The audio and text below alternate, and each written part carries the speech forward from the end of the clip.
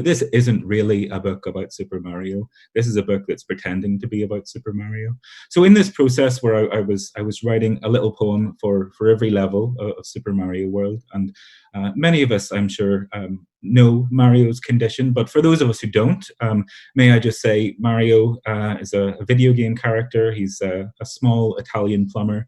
His condition in life is that he must move left to right across the screen through all kinds of fantastic landscapes and that sort of thing. So I started writing about these and imagining what these landscapes would be as real ones, and imagining, if there's a tree on the screen, well, how can I describe that? Is tree enough? Should it be a specific kind of tree? So I end up in all this, this kind of a translation moment, really.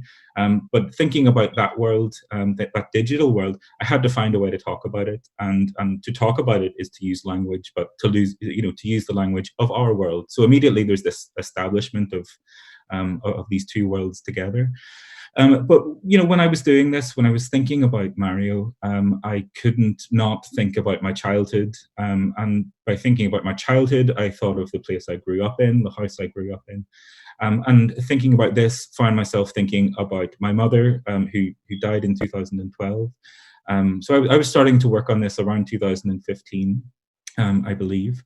And, I hadn't really found a way, I wasn't looking for a way, I think, to write about grief. But nevertheless, I was surprised to find that I was doing that, part of the way through all this thinking myself back into a kind of childhood place, this started to creep in, this elegiac element, this grief started to, I guess, insist to be talked about.